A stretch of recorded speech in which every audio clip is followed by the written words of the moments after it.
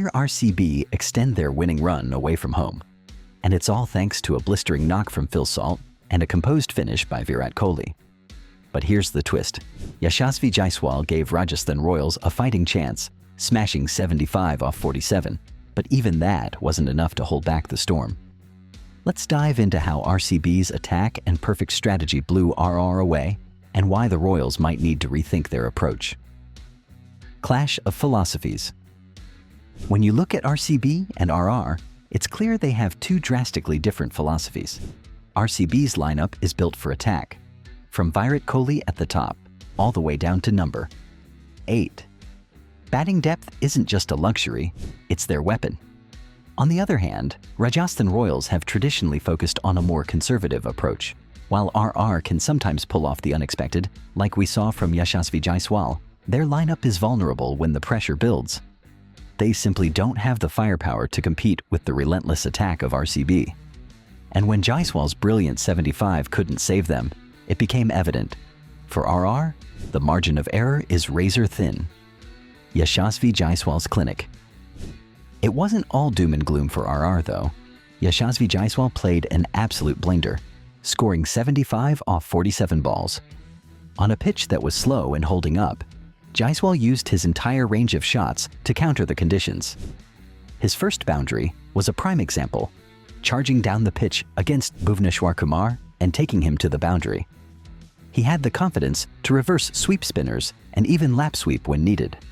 Jaiswal's ability to strike quickly against spin is something to behold.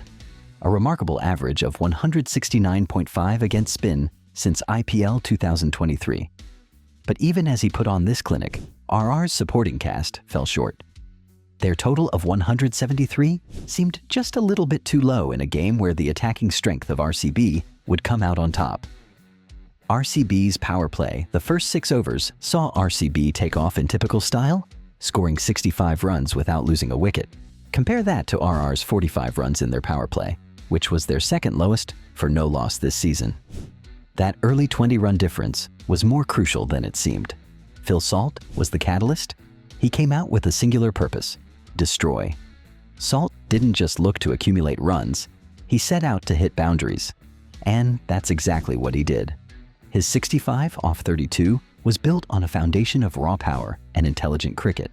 Phil Salt's destruction. Phil Salt is not known for playing slow cricket, and this match was no different.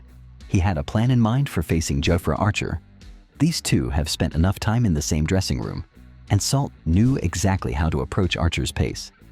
He moved across his crease early to open up the leg side, and it paid off. 2 sixes and a 4 came off Archer in quick succession. Salt's ability to target the smaller boundary on the leg side and to make room against Sandeep Sharma was a display of tactical brilliance. The beauty of Salt's approach is that he's fearless, always ready to go for broke.